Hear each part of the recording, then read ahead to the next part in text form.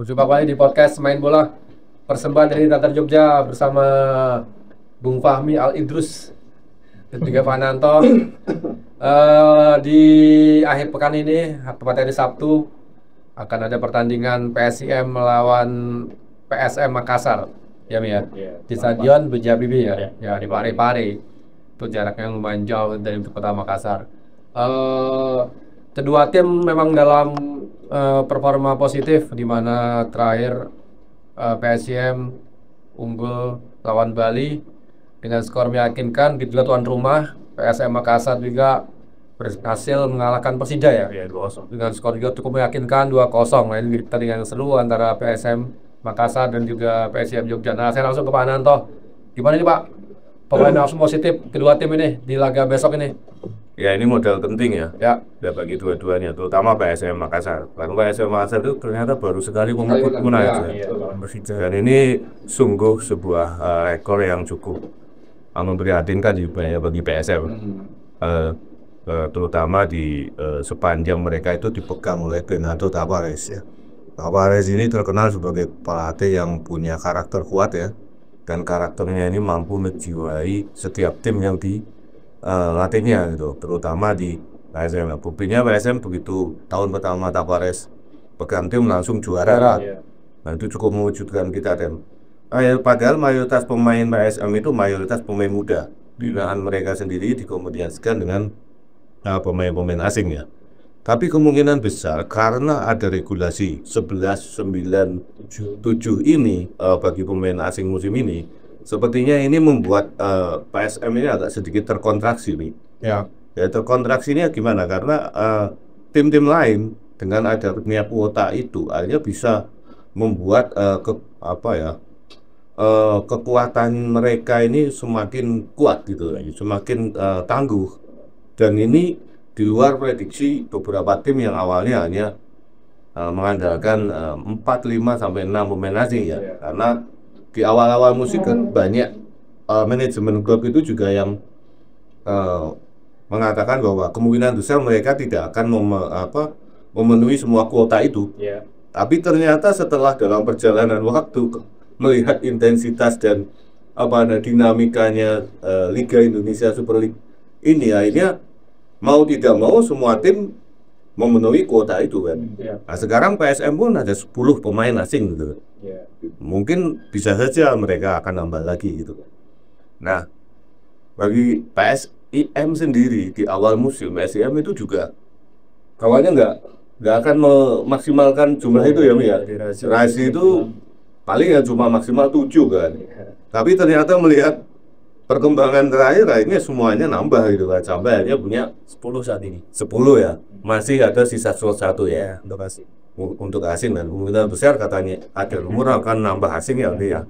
Ada rumor ini nanti tuh Sampai masih politis, nggak ada duit katanya gitu. Kalau itu kan ngomongannya rasu Politis. nggak mungkin PSIM ini nggak ada duit juga. Jadi ya hasil ini cukup bagus terutama bagi PSIM ya, PSIM juga, karena di pertandingan sebelum kita menang lawan terakhir itu kalau Bali United itu, PSIM itu kan kalah di kandang dengan skor yang cukup telak ya, 1-3. Ini memukul mental betul gitu kan.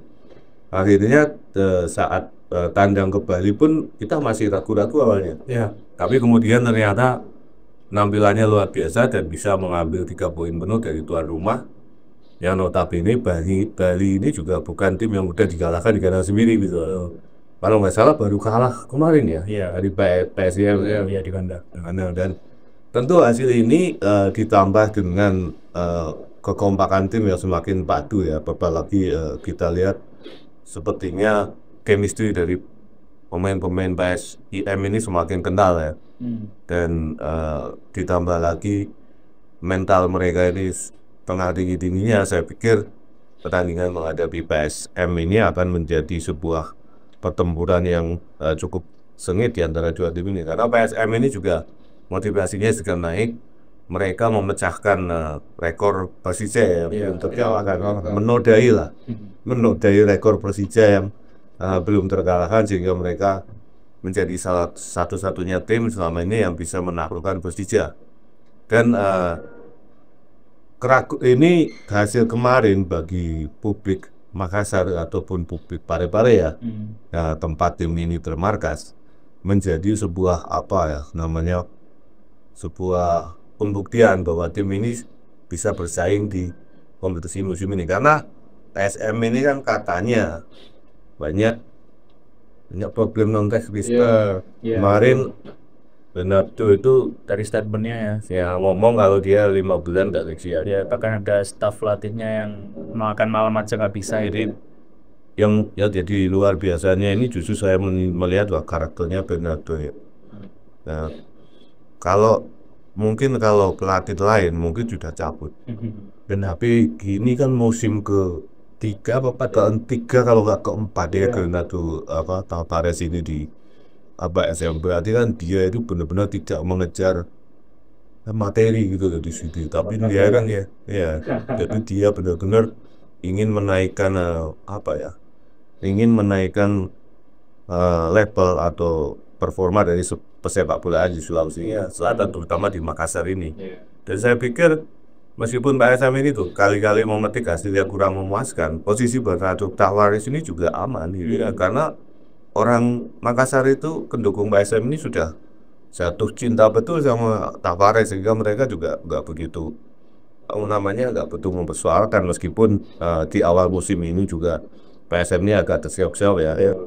Nah, dan kemudian saya pikir besok juga PSM akan tampil seperti karakter awal. Jadi mereka akan bermain secara tim ini memang punya karakteristik yang unik ya PSM Makassar itu. Jadi mereka banyak mengandalkan counter attack, memanfaatkan kecepatan dari dua sisi sayap dan juga pertahanan yang sangat kokoh itu. Jadi kemarin selama 95 menit itu Persija itu mengakui bahwa pertahanannya PSM ini luar biasa kuat, sehingga mereka gagal menembus. Dan juga yang menonjol dari tim ini adalah ketangguhan fisiknya. Jadi mereka bisa mempertahankan fisiknya sampai menit terakhir gitu. Sampai 90 menit mereka tetap nampil stabil dan tidak kehilangan fokus itu. Itu jadi ini dua-duanya akan mendapatkan kayak mendapatkan modal yang penting setelah mendapat hasil yang cukup memuaskan di pertandingan sebelumnya. Oke, Bey, apa yang melihat kami dari PSIM Jogja setelah sesi 13 latihan air, karena hari ini udah berangkat ke Makassar kan dia. Dia dulu mungkin tim PSIM per hari ini kita tag hari Kamis sudah berangkat ke Makassar, pesawat pukul 10 tadi dari terus mereka sampai Makassar, istirahat dulu 1 malam di Makassar, baru besok perjalanan ke Parepare, karena jarak dari Makassar ke Parepare memang lumayan jauh. Berarti mereka nginep di Parepare juga ya? Sejauh hari dari Makassar ya, terus nginep di Parepare ya pada saat hari pertandingan kayaknya. Tapi untuk malam ini nanti nginepnya di Makassar dulu. Karena aku sempat cek jarak dari Makassar ke Parepare itu kurang lebih 153 km. 53 itu 4 jam perjalanan darat. 4 jam perjalanan darat sini sampai Purwokerto. Di sini sampai rumah saya. Maksudnya iya. Ya, untuk pemain yang dibawa ada 23 nama. Ada 6 pemain yang tidak bisa dibawa. Ada Reva Adi absen. 2 pemain cedera, Doni Barmerdam dan Ani Setio. Lalu ada Abioso, Kasim Botan. Satunya lagi kiper keempat dari IEPA itu gila. Untuk update latihan kemarin, kondisi pemain positif atau bagus. Tidak ada, selain nama yang kusebutkan tadi ya, tidak ada pemain yang cedera atau mengalami masalah.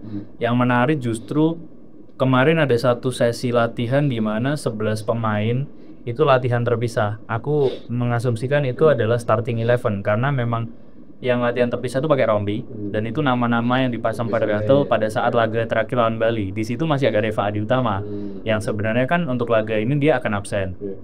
Tapi kemarin Reva masih ikut latihan bersama itu, dan besar kemungkinan besok yang akan menggantikan atau mengisi posisi Reva adalah Dede Sapari, left back murni.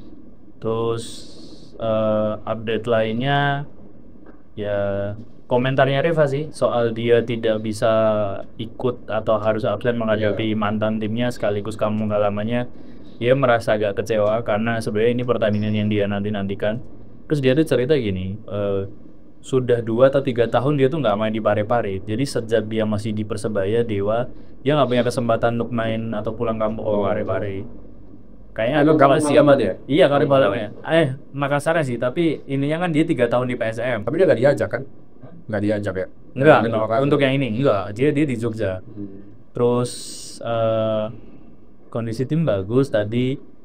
Anton kemungkinan besar dan harapanku akan mengamankan posisi utama menggeser dari Corve karena di sesi latihan terakhir dari Corve malah latihannya bersama pemain-pemain cadangan dalam tanda kutip. Malah Anton yang sekarang diplot latihan bersama tim utama bersama Yusaku, Ramos, Sudin, Zevalente, Vidal dan yang lainnya. Terus apa lagi ya? Update kondisi Doni mungkin sekarang atau nanti ada. Ya mungkin itu dulu. Ya itu dulu. Mana toh? Beno Tavares kan sudah lumayan lama ya. Apakah mungkin tampil jelek, tampil tidak optimalnya PSM Makassar itu memang karena persoalan internal sebenarnya, masalah gaji non teknis ya. non teknis ya. Salah satunya mungkin itu ya. Ya. Tapi di musim ini dari teknis itu banyak pemain-pemain asing baru yang masuk. Ya. Terutama termasuk ada yang keluar itu kemarin kan Erwin ya kita. Erwin itu adalah pemain asing yang masuk di putaran kedua dan merupakan rekomendasi langsung dari Tavares ya. Dan dia diharapkan akan lama di PSM. Tapi ternyata musim ini kan dia malah pindah ke PSM. Nah, jadi kalau yang saya lihat dari gaya permainannya ini memang agak sedikit berbeda. Kalau di awal-awal Tavares ini melatih PSM itu gayanya itu gaya sepak bola yang reaktif, reaksio. Jadi gayanya cukup unik. Jadi dia tetap mempertahankan penguasaan bola tapi di pertahanan sendiri gitu. Sambil nanti pelan-pelan dia akan naik. Kemudian akan memanfaatkan dua wing yang cepat gitu kan. Nah, musim ini SM ini sudah mulai membangun sebuah karakter baru. Mereka tetap mengandalkan permainan kuat yang ada di lini belakang mereka. Tapi sudah mulai bergeser, tidak lagi mereka itu menggunakan direct pas langsung ke depan. Sering sekali waktu musim pertamanya dan musim kedua itu dari belakang langsung ke depan ini direct pas gitu kan. Nah sekarang pelan-pelan PSM itu sudah mulai menerapkan permainan build up dari ini akal gitu. Terus perbedaan gaya ini memang diakui oleh Bernardo Tavares ini perlu waktu gitu. Nah jadi mungkin tidak hanya masalah finansial ya Pak ya. Kalau masalah finansial kok maksudnya saya juga heran kenapa saat PSM ini finansialnya jelek malah mereka menang dari Persija. Dan mereka justru menangnya itu menang dengan semangat tinggi lah kepada. Jadi kalau tim ini malah nggak terkesan bahwa mereka itu belum dibayar gaji gitu kan. Tapi kita juga nggak tahu ya apa yang terjadi di internal manajemen. Tapi pelatihnya memang udah bilang seperti itu ya. Statementnya seperti itu dan bukan di musim ini saja Tavares itu sempat curhat seperti itu. Di beberapa musim sebelumnya itu juga sama dan bahkan dia di depan konferensi pers dia ada tindakan unik bahwa dia menjual medali juara Liga 1 kepada publik gitu kan melalui lelang gitu ya dilelang di jumpa pers itu malah silakan siapa yang beli dan ini uangnya ini untuk staffnya dia yang memang belum gajian gitu kan. Nah ini kita cukup prihatin ya, maksudnya masih ada persoalan ini di Liga Indonesia, apalagi di Superliga, Liga profesional murni ya. Kita kasihan juga pada pemain-pemainnya, gitu. Tapi kalau itu bermasalah atau kalau itu menjadi masalah, kenapa kemarin PSM ini mainnya all out. Jadi saya pikir kalau masalah finansial di PSM ini mereka nggak terpengaruh banyak toh.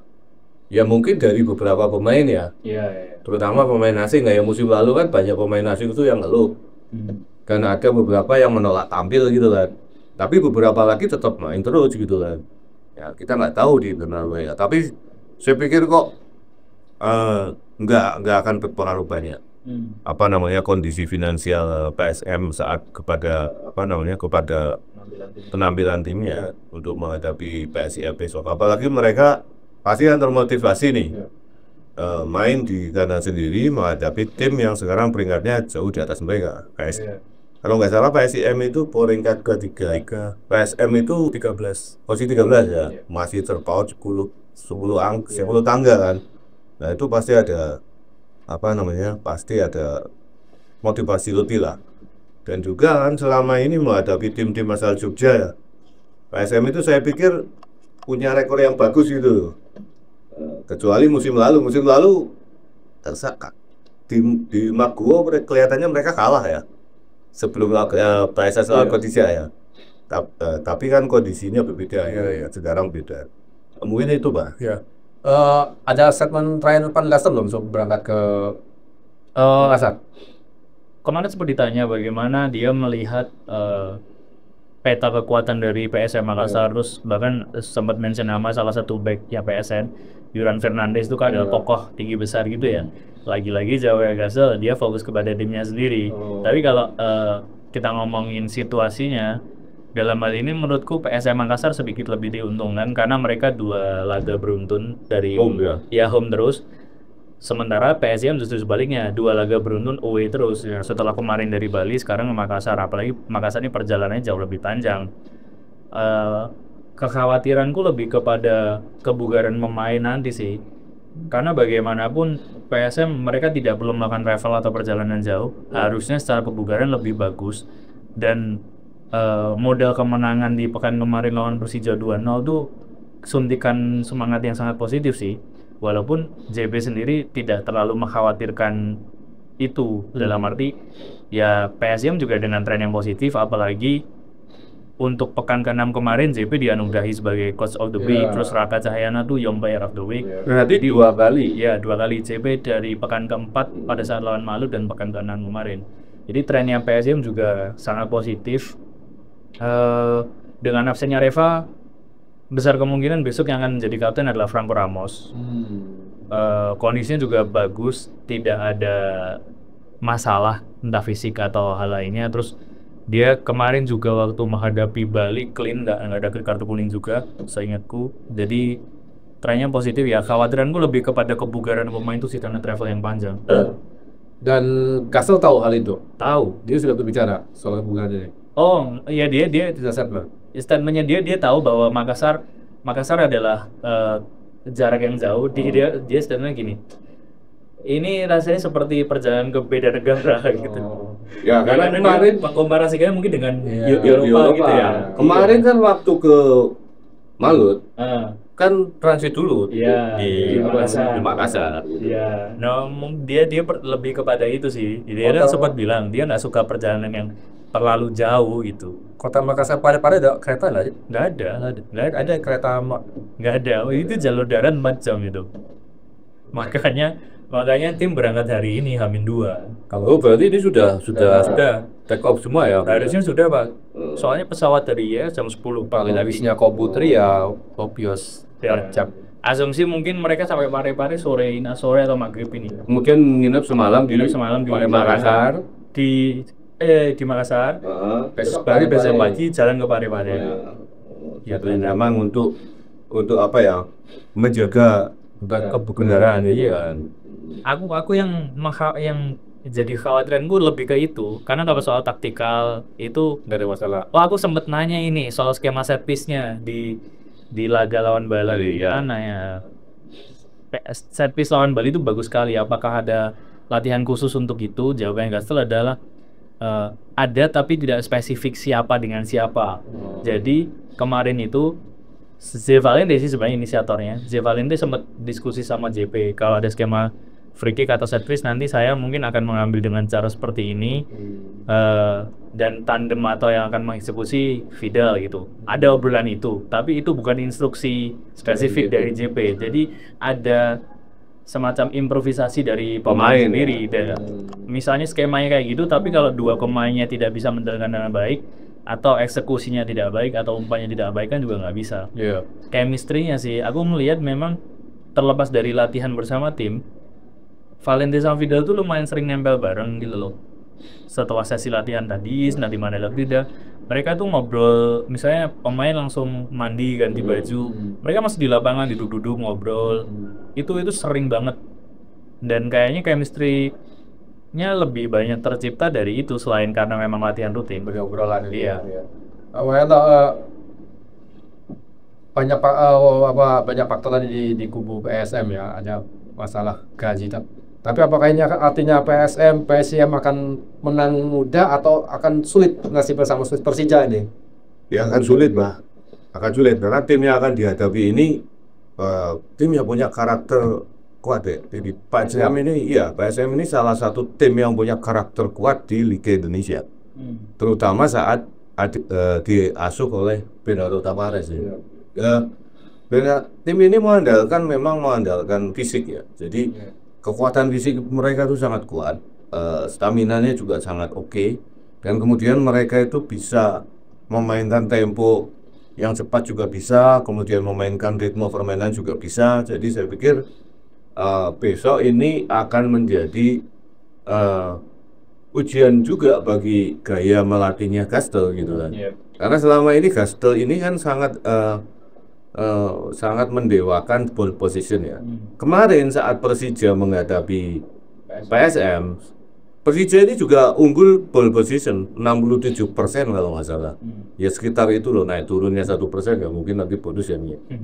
Sudah itu. Dan ternyata dengan gaya main seperti itu Persija nggak mampu untuk menembus kokohnya tembok dari PSM Makassar ini. Apalagi di situ kan Yuran Fernandes ini itu tinggi besar. Ya, dua pemain ini kan terutama Yuran itu kan sudah lama juga kan main bersama Tavares ini ya. Jadi dia paham betul kan. Dan pemain ini memang pemain yang punya mental yang cukup bagus, punya fisik yang cukup kuat, dan dia itu mampu memainkan emosi. Memainkan emosi lawan gitu kan. Sehingga beberapa pemain mungkin akan sedikit bermasalah juga dengan Yuran. Cuma di PSIM ini ada sosok Nermin Haljeta. Nah, khusus Nermin Haljeta ini, Tavares itu juga secara langsung dia menyinggung soal Nermin gitu kan. Jadi menurut dia keberadaan Nermin di kubunya PSIM ini bukan menguntungkan dari PSM, justru akan memunculkan masalah bagi PSM karena Nermin ini secara gamblang kan tahu kan gaya mainnya dari Bernardo Tavares, dan juga Nermin ini ternyata diakui Tavares bahwa gayanya Nermin ini memang style striker yang sangat disukai oleh Tavares. Dia punya postur yang tinggi, handling bolanya juga oke, dan dia nggak mau berhenti untuk berlari. Itu yang diinginkan sama Tavares. Sayangnya Nermin ini juga pindah, dan juga dia menyebut sosok Valente juga sebagai motor serangan. Jadi Valente ini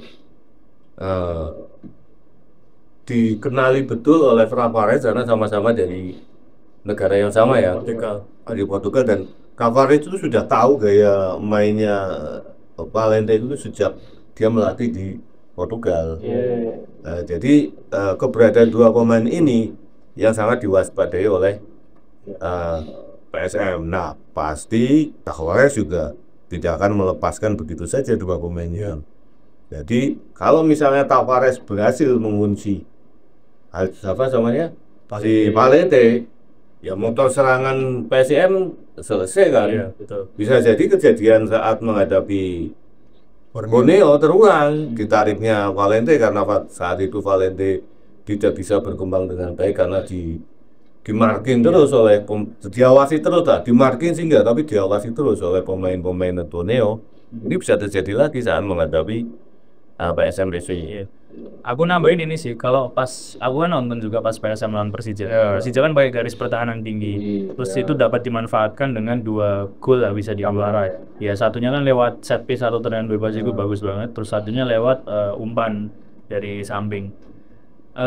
Menurutku gaya atau level pertahanannya PSM tidak setinggi Persija dan apalagi aku pribadi nggak tahu kenapa lebih merasa aman ketika besok posisi wing kiri atau sayap fullback kiri maksudku diisi Dede Sabari karena Dede Sabari dan Raka ini di sayap kanan dan kiri sama-sama pemain muda secara usia determinasinya menurutku jauh lebih bagus dan Dede Sabari itu kayaknya dia kan baru main sekali sebenarnya pas lawan Persebaya tidak tidak sesembrono Reva untuk mengambil pelanggaran, untuk mengambil bola dengan cara yang kasar atau tidak diperlukan untuk membahayakan lini pertahanan sendiri gitu. Karena kan sama-sama kita tahu PSM Makassar juga punya winger yang cepat. Ya ada Victor Detan di sebelah kanan dan sebelah kiri itu siapa? Victor Luis ya kalau nggak salah. Victor Luis iya. Maksudnya yang bahaya kan ketika 2 winger ini punya banyak kesempatan untuk entah untuk mengirimkan bola atau mengkreasikan peluang sendiri karena garis pertahanan yang tinggi. Semoga sih nggak terjadi. Terus di samping itu PSIM juga aku melihat Zevalente mungkin besok bisa bertukar peran atau bisa tandeman sama Fahreza karena Fahreza kemarin di sesi latihan ada satu statementnya dia memang dia diplot untuk posisinya di belakang Nermin Aljeta. Jadi membantu pressing, membuka ruang untuk Nermin. Jadi malah kok kesannya jadi kayak Fahreza di posisi 10, terus Valente lebih versatile. 8 ya. Iya, dia bisa ke 8, bisa ke 10, bisa ke 11 atau 7. Nah, dengan pergerakan yang fluid dan versatile kayak gitu, menurutku chance-nya PSIM untuk bisa mengkreasikan peluang akan lebih banyak. Apalagi kalau misalnya kita tahu PSIM Makassar punya Yuran Fernandes dan satunya seharusnya lupa pokoknya lumayan tinggi juga sih. Itu akan jadi duel yang menarik dengan Gattuso. Iya kayaknya itu ya. Yuran itu kan dia tinggi besar, 198 pandai gitu. unggul bola-bola atas tapi dia di marking 1 lawan 1 nggak sebegitu cepat kecuali dia narik baju atau bikin foul dan itu harusnya bisa dimanfaatkan dengan servisnya PSIM. Nambahin itu sih. Itu Dede Sapari ya. Masih aman Dede Sapari lah dipanggil Dede Sunandar. Karena Dede Sunandar kan Ya, miliknya. seperti itu. Ya Dede Sabari itu masih 21 kalau nggak salah 20. Pak Nanto, apakah ya itu tadi lawan Persija Borneo, lawan Persija SSM main cukup efektif ya? Apakah ini yang harus diantisipasi, apa yang harus diantisipasi oleh Van Gassel ini? Pola mungkin akan sama kayak Borneo, laga harus di Borneo. Bermain efektif, serangan balik. Iya harus menyiapkan fisik ya. Lupa fisik. Itu harus disiapkan. Main sore itu. Main sore ya? Dan di Parepare itu panas sekali. Rumputnya bagus nggak? Rafut, bagus. Kalau di apa namanya di Parepare ini kan stadion Panas. stadion baru yang baru direnovasi ya maksudnya. Jadi kualitas rumputnya itu bagus. Tapi cuacanya Memang sangat panas di sana. Dan yang pertama masalah itu fisik itu sudah pasti. Terus kemudian kecepatan sayap ini kan ada Detan ini sama Victor Luis. Pemain ini dua-duanya punya karakter yang kuat gitu kan. Detan ini meskipun posturnya tidak tinggi tapi dia punya kecepatan dan kelincahan. Belum lagi pemain-pemain lain yang bisa main di situ kan. Nah, terus di dalam bola-bola mati PSM ini juga sangat berbahaya ya karena punya pemain-pemain yang punya hitting bagus dan penempatan posisi juga oke. Kayak Yuran Fernandes kalau ada corner kick Yuran ini paling berbahaya ini paling berbahaya. Nah selain dia posisinya tinggi pakainya juga kuat, strength-nya betul. Kuat loh. Maksudnya letter baunya ini kan membuat dia akan sulit dijatuhkan dengan saat dia berbenturan dengan lawan. Dan juga kuda-kudanya juga kelihatan sangat kuat si Lingard ini. Nah, tandukannya sangat akurat jadi nanti back PSIM ini akan bekerja keras, terutama Yusaku itu. Yusaku ini kan secara postur tidak terlalu tinggi. Kalau Ramos ini dia kuat duel udara. Ramos tuh 188 cm, Yusaku 182. Jadi kalau dua defender PSIM ini memang punya kelebihan masing-masing gitu Pak. Kalau si Ramos ini lebih makan dalam hitting bola tuh, pertarungan bola-bola atas. Kalau Yusaku ini punya kecepatan dan dia bisa membaca permainan dengan baik, sehingga interceptnya juga cukup banyak. Terus kemudian berhati-hati dengan direct ball. Nah ini yang sering menghukum PSIM. Jadi PSM ini tim yang tidak segan untuk memainkan direct ball, terutama dengan gaya mainnya PSIM yang lebih mengedepankan penguasaan bola. Pasti dengan gaya seperti itu PSIM itu nanti garis pertahanannya itu akan terpancing, itu sudah pasti. Nah tinggal nanti antisipasi dari long ball-nya atau direct ball-nya dari PSM ini yang harus dicermati betul. Jangan sampai nanti terjadi kasus atau peristiwa saat lawan Borneo kan 2 gol itu 3 gol bahkan ya bisa dibilang 3 gol ini karena yaitu kehilangan bola di tengah, kemudian terjadi direct ball juga yang langsung ke jantung pertahanan. Nah direct ball-nya PSM ini jauh lebih akurat dan jauh lebih tajam gitu kan. Ini yang harus diantisipasi betul oleh PSIM. Nah dan juga gaya bermainnya PSM ini, mereka itu saat bermain itu seperti membiarkan lawan itu memegang bola. Jadi mereka tidak melakukan pressing ketat di atas, tapi mereka melakukan pressing ketat di lini tengah.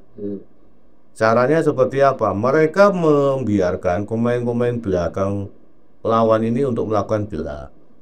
Kemudian saat itu mereka tidak akan press, tidak akan nge-press itu sampai tengah. Mereka akan membiarkan masuk sampai tengah. Setelah di tengah inilah mereka akan melakukan reaksional pressing. Jadi begitu bola dilepas kepada satu pemain, pemain-pemain PSM yang berada di dekat dengan posisi pemain lawan yang akan mendapatkan bola, mereka langsung bereaksi, akan melakukan pressing. Jadi pressing mereka itu menunggu bola itu mau kemana itu. Jadi pemain PSM ini memang sangat memperhatikan pergerakan bola, bukan pergerakan pemain. Tapi bola yang mereka lihat, mereka perhatikan terus. Jadi begitu bola dilepas mau menuju pemain siapa gitu, pemainnya ada di situ, udah langsung otomatis pressing. Nah gaya seperti ini yang menghukum PSIM saat menghadapi Borneo juga menerapkan sistem yang sama, meskipun reaksional pressingnya ini tidak terseketat dari PSM Makassar. Kalau PSM Makassar ini ketat sekali dia pressing di tengah. Kalau di belakang mereka justru tidak melakukan man to man pressing, mereka nggak melakukan itu. Justru di tengahnya itu, di tengah pun mereka juga jarang, cuma mereka yang melihat itu, mengawasi saja. Ini bola mau dipasing kemana Pak? Begitu mau bola dimasing kemana, pemain yang terdekat di situ dari pemain yang akan jadi tujuan passing ini itu pasti langsung akan menyergap, akan kita lihat aja besok itu gayanya seperti itu tuh. Dan gaya seperti ini efektif untuk apa? Untuk mereka melakukan counter attack. Karena positioningnya mereka sudah pada tinggi, tim lawan ini kan sudah merasa nyaman bahwa mereka bisa melakukan bola. Ya kan? Begitu mereka masuk ke area tengah, barulah di situ. Nah, disitulah PSIM jangan sampai mudah kehilangan bola.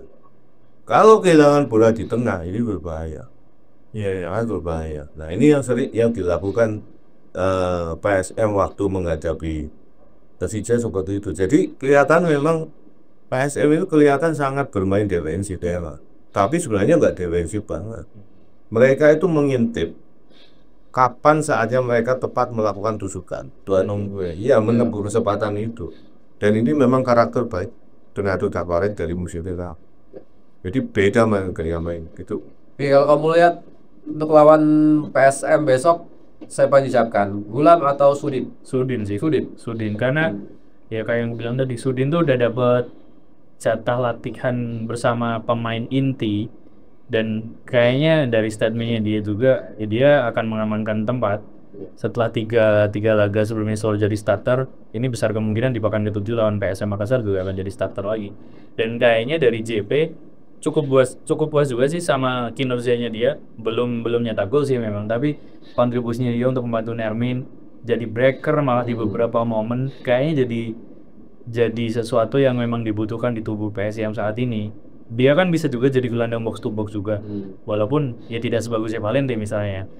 Tapi untuk jadi tandem Valente di lini tengah lumayan oke lah, karena kalau kita ngomongin Rahmatso ya sebagai nomor 6 bagus ya lawan Bali, tapi di beberapa kesempatan Rahmatso tuh masih sering naik turun, performanya fluktuatif. Jadi aku juga nggak bisa 100% misalnya meyakini kayaknya besok lini tengah akan aman karena Rahmatso mainnya bagus gitu. Enggak sih, justru yang sejauh ini cukup menjanjikan ya Valente di tengah sama Sudin. Walaupun perannya ternyata kemarin Sudin lebih banyak bantu penyerangan daripada pertahanan. Saya kemarin baca tulisannya Kopong loh. Sudin itu memang dipot untuk membantu SMK itu untuk melakukan pressing di depan. Oh iya, karena kayaknya dia lebih ngotot dan berani duel kan. Valente itu kan bukan tipe yang tubruk sana sini gitu kan. Begitupun Vidal, mungkin Antep iya. Tapi kalau dia sendirian untuk membantu Nermin kan kayaknya juga secara proporsi tidak cukup efektif kan. Makanya diplot Sudin di situ.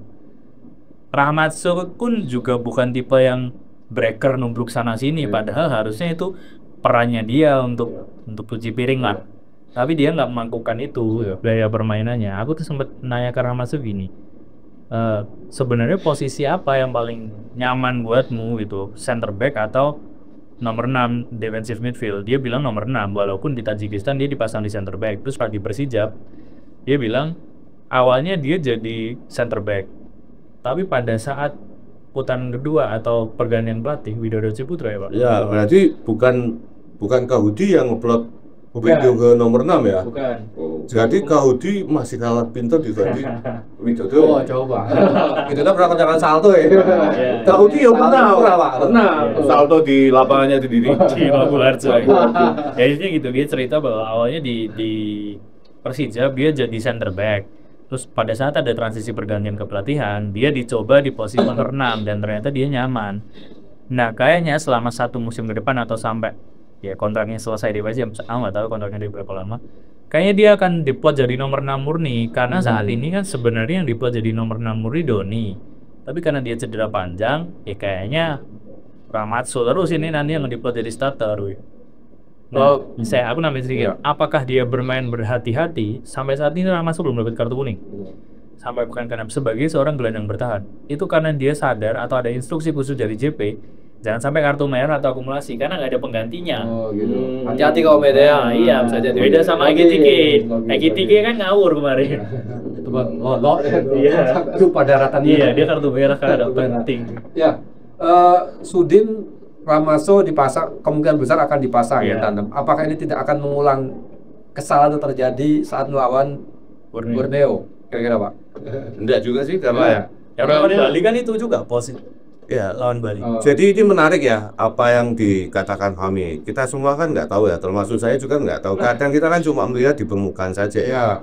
Dan ternyata dalam latihan, dalam membangun tim, pelatih Newcastle ini sangat detail. Jadi dia itu menempatkan seorang pemain itu dalam satu posisi yang memang benar-benar dibutuhkan oleh tim. Ya kan, jadi kayak misalnya Sudin ini baru tahu bahwasanya Sudin ini membantu kita ya untuk pressing, bukan untuk mengalirkan bola, tapi justru untuk memberi ruang bagi Aljeta untuk bergerak dan menerima umpan gitu kan. Dan dia juga diposisikan untuk mengganggu, ya kan, mengganggu build up dari lawan untuk kemudian bola itu nanti bisa didistribusikan ke Valente atau siapa ataupun langsung ke Aljeta. Nah, biasanya pemain ini memang unik. Kalau nomor 9 itu si Alzeda. Nah, ini dia itu kan diposisikan sebenarnya nomor 10 kan. Iya. Tapi 10-nya ini 10 yang galak gitu loh. Iya. Bukan 10 yang flamboyan seperti Valente yang kayak playmaker, tapi ini nomor 10 yang galak. Iya. Maksudnya ya ini tukang keprok di belakang di lini depan sebenarnya loh. Ini menarik dan ini luar biasa, berarti intelijensinya Gastel ini dia punya game plan yang benar-benar sudah terstruktur rapi gitu. Kalau bisa nambahin sedikit Pak, mungkin ini tadi kan Zidane menyampaikan bahwa Faris Sassuddin tidak diplot untuk distribusi bola. Kayaknya Gastel pun menyadari bahwa akurasi passingnya Sudin tidak lebih bagus dari Valente gitu kan. Makanya bagaimanapun ya udah Sudin diplot untuk mengganggu dan membantu Hazard di depan. Valente yang naik turun, distribusi bola, ngatur lini tengah tuh Valente tetap. Iya memang, dan ini sudah jelas ya Wi. Iya. Pembagiannya sudah, dan pemain ini nggak bingung, paham dia posisinya kan. Paham ya, termasuk juga si Ratmasov. Iya. Ratmasov ini ternyata menjadi nomor 6 yang langka di PSIS. Iya. Jadi kita sekarang sudah tahu jawabannya kenapa dia nggak main gusuk-gusuk. Iya. Dia harus menghindari kartu. Iya, bisa kemungkinan itu. Karena sampai musim pertengahan musim. Iya, ini main lebih dia belum dapat kartu. Sampai dia belum dapat kartu dan sampai putaran kedua mungkin nanti akan selesai. Dia nggak ada gantinya. Iya. Karena Doni itu kemungkinan juga sampai putaran pertama ini itu nggak akan lama absennya itu kan. Tapi update Doni Pak. Ini menarik ya. Jadi luar biasa ini memang si Jawa. Gastel itu. Kalau tadi Mbak Ana bilang apakah nanti tidak akan terjadi problem seperti saat menghadapi Borneo Pak ya? Saya pikir kekalahan dari Borneo itu karena kesalahan individu pemain. Bukan dari gameplaynya si Gastel, tapi memang kesalahan dari individu pemain. Jadi pemain ini menurut Gastel kemarin kan bodoh, itu memang tanda kutip ya. Pengambilan keputusannya. Pengambilan keputusan yang sangat bodoh dan kata-kata itu sudah sangat mengandung sebuah emosi yang tinggi dari orang pelatih gitu kan. Mistake. Jadi dia nggak bisa ngomong apa, dan dia nggak suka betul dengan itu. Jadi bukan karena skemanya itu, Pak. Bukan karena gameplaynya itu yang nanti akan mengulangi kejadian dengan Borneo, tapi karena kesalahan elemental dari masing-masing individu pemain. Karena kemarin kan kelihatan pas lawan Bali ya, Valente itu fluid banget di lini tengah, dia bebas bereksplorasi, bergerak kemanapun, banyak mengisi posisinya Sudin karena Sudin banyak maju itu tadi bantu Alzeta. Terus ya kemarin malah kesannya Valente jadi nomor 8 pas lawan Bali. Yang besar kemungkinan skema yang sama akan dilakukan lawan PSM besok. Ini menarik, berarti kan tukang keprok PSIS ada 2 di lini tengah. Dan ini depan. Dan selama ini saya perhatikan Mas lu jarang tackle. Ya memang jarang tackle itu jarang. Hampir nggak pernah. Beda banget sama nomor 6 misalnya Tony Firmansyah di Persebaya, Fabio dan Van Basten ke Persija. Kamu jangan cedera. Jangan cedera, Iya, itu instruksinya sih. Jangan cedera, jangan kartu gitu. Aman dia. Iya, aman banget dia mah. Dan berarti kan kayak Gastel ini jujur terhadap bukan. Iya, Fer. Dan harus diapresiasi juga untuk Rahmatso, dia bisa ya dalam tanda kutip tenang dan dewasa itu usianya baru 21 karena dia kemarin malah di U23 dia kelahiran 2004. Itu kalau di kontraknya panjang itu jajuan tuh PSIS. Itu kan cerita gitu. Iya, tadi harga naik. Iya, tadi kamu ngomong soal Doni cedera panjang. Ini update-nya seperti apa Doni? Sebelumnya kan yang ngasih statement selalu Van Gastel karena memang manajer tim Razi Taruna tuh tidak selalu hadir di sesi sibuk, tidak selalu. Katanya mau nikah. Kamu tanyain nih. Kamu pick up. Ini Razi itu kan tidak selalu bisa hadir di sesi latihan, terus sekalinya hadir nanti ya sebisa mungkin aku ngambil wawancara sama dia kan. Kemana akhirnya datang. Dia dan kebetulan kok ya kemarin Doni hadir juga di sesi latihannya nonton. Terus nanya soal kondisinya Doni gimana, ternyata sangat disayangkan Doni patah tulang. Ankle kiri.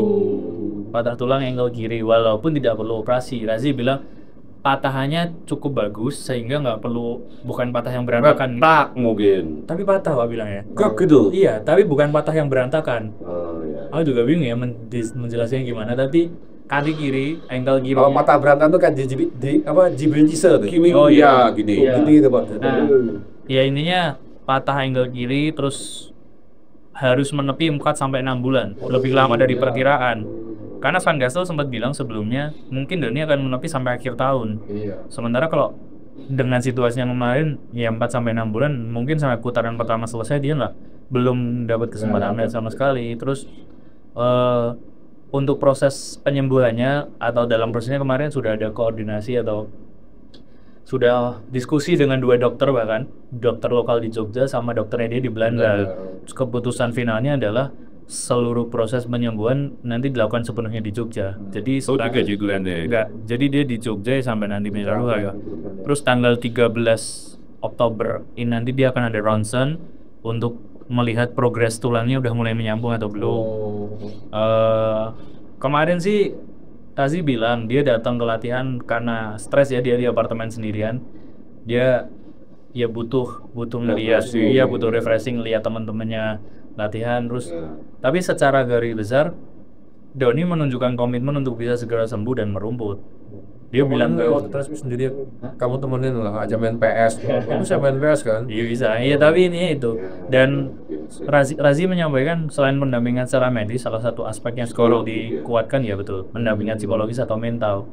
Kan dia pemain muda, belum sempat debut. Dia bilang Doni itu sebenarnya sangat ingin untuk bisa debut pada saat lawan Borneo, tapi kan menuju pertandingan lawan Borneo ternyata tragedi, dia cedera itu.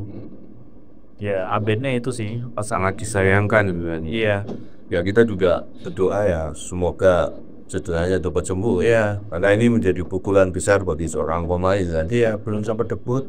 Iya, jadi tapi dari hasil diagnosis dokter kan memang tidak perlu operasi dan ini ya kemarin waktu di latihan juga dia masih di kip ya? Iya, masih pakai kip lah. Pakai kruk kanan iya.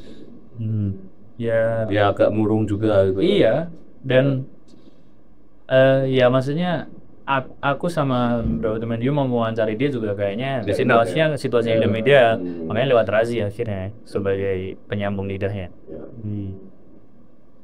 Ya cepat sembuh Doni. Ya kita menunggu kiprahmu. Gak usah patah semangat. Bawa sama putung. Aduh dia bingung sih, maksudnya Razi bilang patahnya bagus tuh gimana? Ya yang gitu. Belsun, Ambil ya nggak parah ya. Iya betul. Copek kayak apa? Terus aku sempat tanya juga ke JP soal ini sih, soal absennya Reva ini seberapa besar dampaknya kepada tim nanti gitu. Dia jawabannya juga diplomatis banget ya. Saya nggak bisa jawab sekarang, nanti lihat aja pas pertandingan. Digituin aku malah. Dan udah pasti absen Pak. Ini Sudah saya konfirmasi Reva juga, dia tabrakan ya. Di rombongan pemain yang berangkat Qatar ini dia juga Nyesel tadi dia. Nyesel sih harusnya 3 tahun nggak main di Parepare. Pada saat sejak di Persebaya di dia nggak main. Kayak akumulasi terus. Apes ya. Pak Nanto, PSM Makassar itu terkenal dengan klub yang banyak memasukkan pemain ya. Pemain muda. Udah lah, Awadar, pada Sananta, yang terakhir kan Sayuri, Kakak Surati itu kan. Kira-kira untuk tahun ini musim ini ada nggak Pak Nanto mengamati yang akan pemain bagus dari PSM Makassar? Ya itu salah satu yang sekarang kita updatean ya. Detat. Ya kemudian ini yang cedera ini kan Ananda Rehan. Iya, sayangnya Rehan ini cedera. Kemudian yang di sayap siapa nih pemain muda itu? Pratama. Pratama kelihatannya kembali masuk U23 ya. Masuk. Tapi dia nggak main sebagai starter ya. Pak Riki Pratama ini juga pemain yang dulunya itu diincar sama Sintayong untuk mau masuk ke timnas gitu kan. Cuma kan waktu itu MVJ cedera gitu. Dan juga selain itu ada Rahmat Arjuna dari Bali itu kan juga nggak jadi kita masuk juga ke timnas. Jadi itu angkatannya sama. Nah, memang di sana itu ada sebuah SSB ya. Salah satunya miliknya bapaknya siapa? Asnawi. Bahar Muharam. Jadi Bahar Muharam itu kan legenda PSN. Dia itu punya sekolah sepak bola juga yang menghasilkan banyak talenta muda dari Makassar itu. Juga ada beberapa tim-tim lain ya selain punyanya Pak Bahar ini yuk. Ada beberapa tim lain yang juga memang banyak melahirkan pemain-pemain muda gitu kan. Kalau untuk saat ini yang menjadi sorotan itu ada Victor itu ya. Victor Keter. Tapi Victor sendiri ya sebenarnya bukan binaan murni Iya, bukan akademi PSM itu kan. Kalau di Pratama ini kan jelas gitu. Terus kemudian justru sekarang banyak pemain-pemain asli Makassar ini yang pindah kan dari Makassar. Contoh siapa yang backnya dulu kaptennya PSM itu yang sekarang pindah ke Malut, backnya saya lupa namanya, tapi pemain terkenal ini. Kemarin sempat dilirik juga sama Alex Pastor waktu musim lalu gitu kan. Dia pemain bagus juga, memang sudah senior sih. Sudah senior ya. Saya lupa namanya, sorry bang. Kapten PSM. Kaptennya PSM dan kemarin kaptennya Walut malah. Safrudin Tahar. Oh, ya kan dari PSM juga kan PSM semua kan. Iya. Musim sebelumnya dia memperkuat PSM. Oh iya, Safrudin. Iya. Terus kemudian juga Sadil itu juga lama juga di PSM, Ajnawi juga. Oh iya, Sadil itu dari PSM ya, benar. Ya, terus makanya dari dulu itu memang PSM ini dikenal sebagai kotanya sepak bola. Sayangnya mereka Marpop, William Poim juga tuh kan awalnya di PSM ya. Marco bahkan punya rumah juga di sana. Dia usaha juga di sana, punya kafe juga di sana. Jadi ini memang luar biasa. Kalau untuk musim ini ya saya menyayangkan cederanya Ananda Raihan ini. Sebenarnya Raihan ini juga salah satu pemain binaan PSM yang cukup bagus juga. Tapi masih banyak pemain-pemain kayak lainnya yang masih muda-muda dan gaya permainan mereka itu cocok dengan gayanya Mahrez Juarez. Sehingga talenta muda ini terangkat. Dan Takwara itu senang dengan pemain muda. Karena mungkin ya pemain muda ini kan gampang diarahkan. Ya saya tidak mendiskreditkan pemain senior ya, tapi kalau pemain muda ini kan ibaratnya sebuah botol yang masih kosong, kan bisa diisi air banyak-banyaknya itu. Sementara kalau pemain senior mungkin isinya sudah separuh lebih gitu kan. Kalau kita masuki air lagi kan bukannya bagus malah tumpah gitu kan, luber gitu kan. Nah itu filosofinya seperti itu.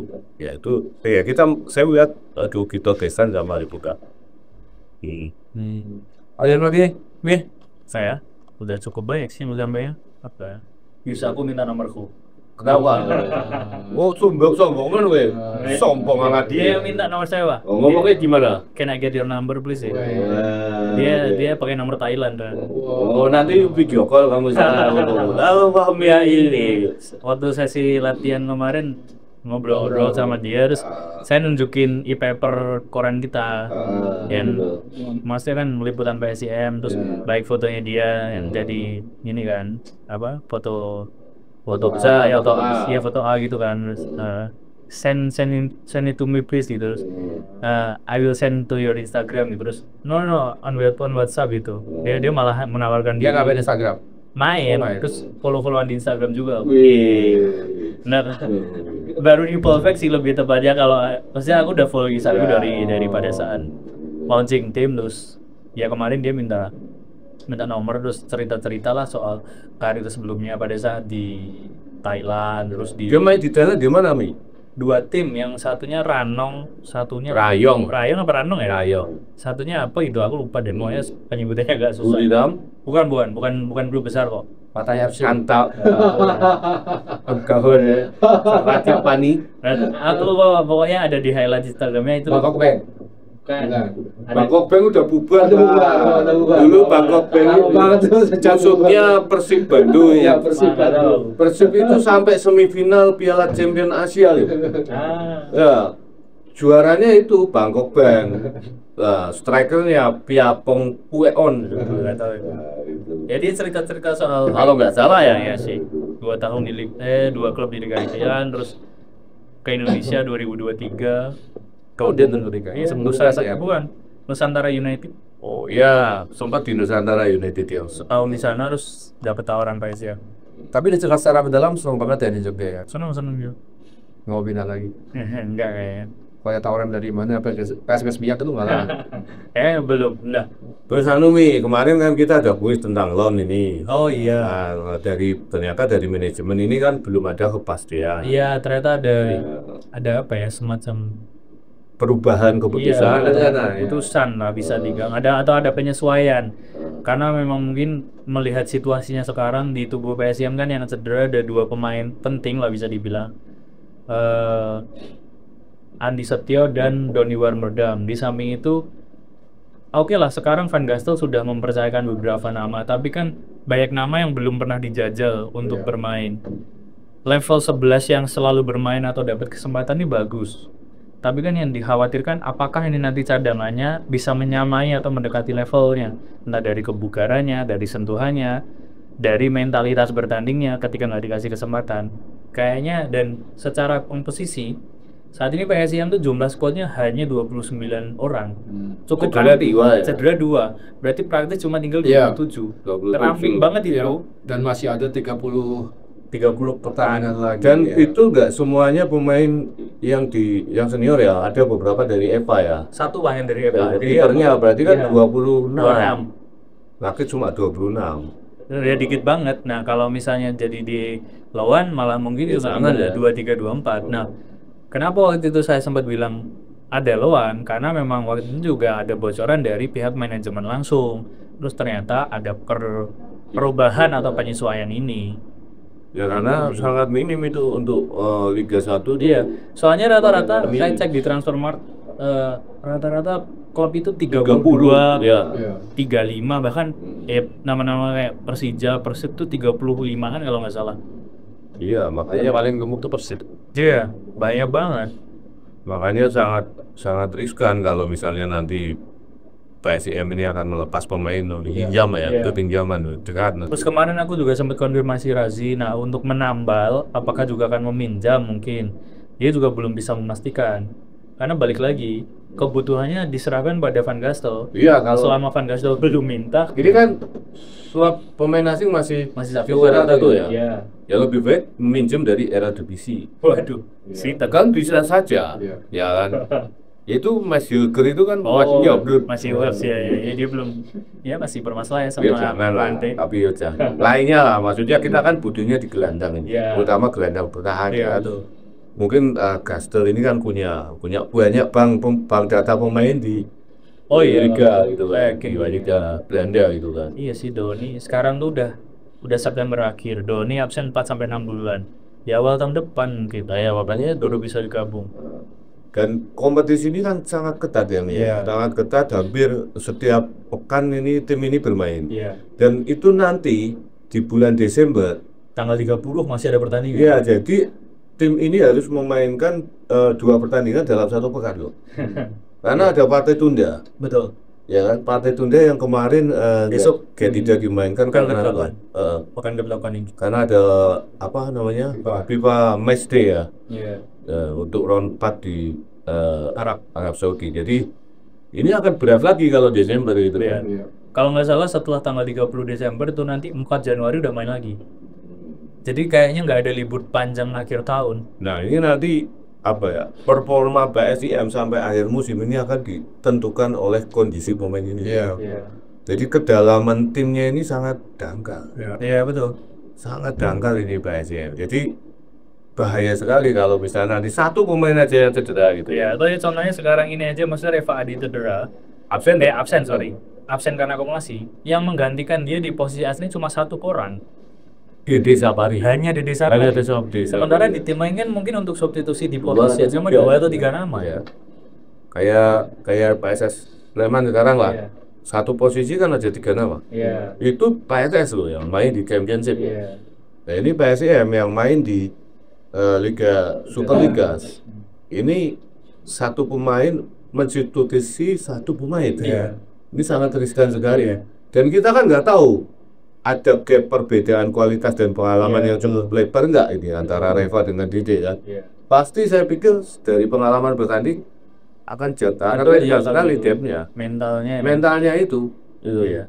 Nggak hanya dari skill ya. Tapi kan yang penting dalam turnamen kompetisi seperti ini yang harus dipahami juga mental dan pengalaman bertanding ini dia penting. Itu. Dengan cedera Doni ada rencana mungkin untuk nambah pemain asing belum ada rencana. Tapi kan nggak bisa, Mi. Kalau sekarang nggak bisa. Nggak bisa ya, pendaftaran itu kan itu kan Bisa kan mungkin menuju putaran kedua ya. Iya betul. dan seluruh Indo. Iya, putaran kedua kalau memang Doni juga belum membaik, toh PSM juga masih punya satu slot pemain asing. Ya mungkin bisa.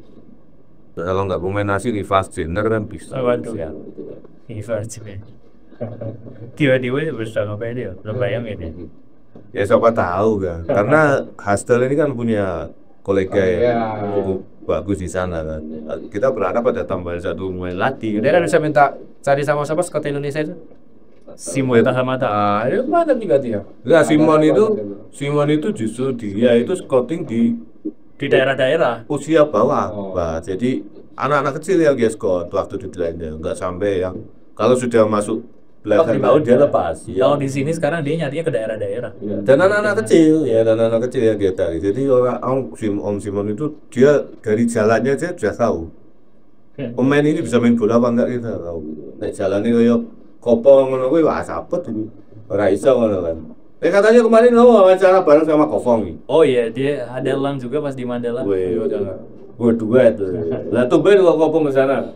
Katanya gue ganti gitu. Iya, lah ini kan abis ini aku pelatihan PSS. Oh iya, Kopong libur. Wah, berarti Fahmi yang ke PSS. Kamu udah kenalan nih? Sama baru ngechat sih, baru ngomong. Berarti aku pas lagi aku sama ngomong. Terserah. PSS gitu kan, PSS kan. Lagi nih, udah sejam lebih ya? Cukup ya? Tebak skor. Tebak skor nih. Berapa ya? 2-1 PSM menang. Wah apa? Mesti. Tapi gini, kalau menang lagi super mewah.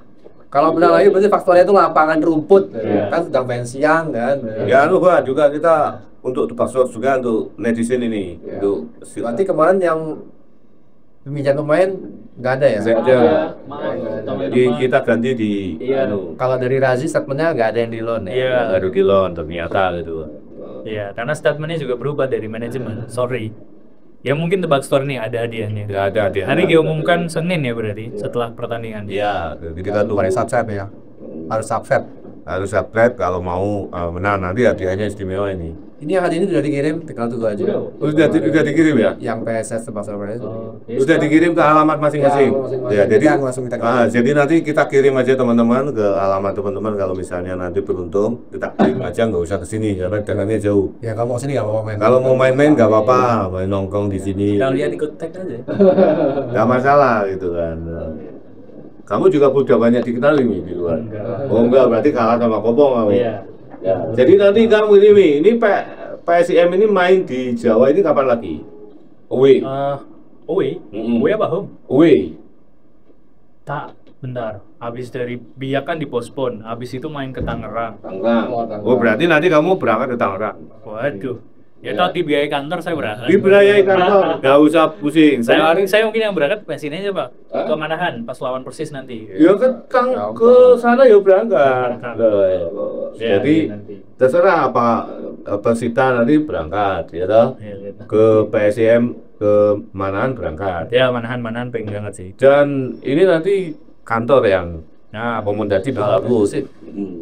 Kopong kemarin juga Udah saya berangkat. kudus kita tanggung dari kantor gitu loh ya bukan kita itu sombong tapi ya memang kewajiban kita gitu kan itu support ini gitu kan bahkan nanti di Papua katanya Kopong siap berangkat Pas lawan Persipura. ya tapi kita belikan one way tiket Berangkat aja. berangkat aja pulangnya nggak usah Naik apa? Tahu.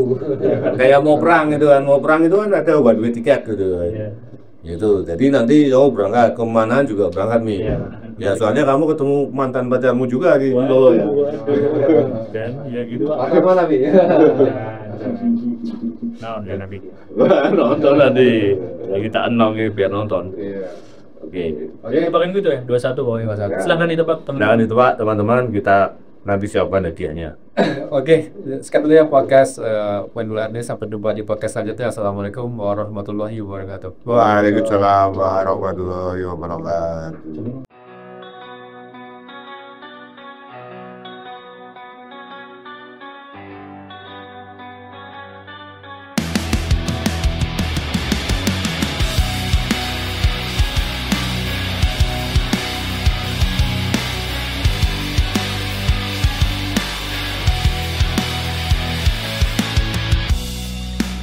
joggers burning night, dreams rise from the stands.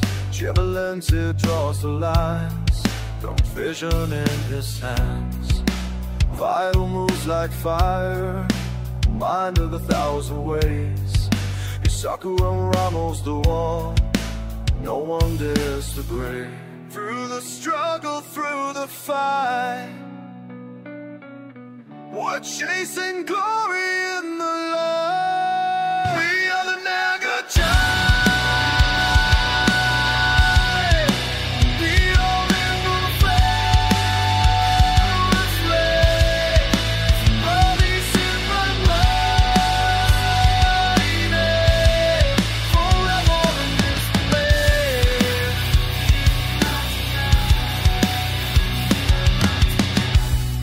The city holds its breath, every match you war we face. Lancaster stands with pride, a leader full of grace. Through the struggle,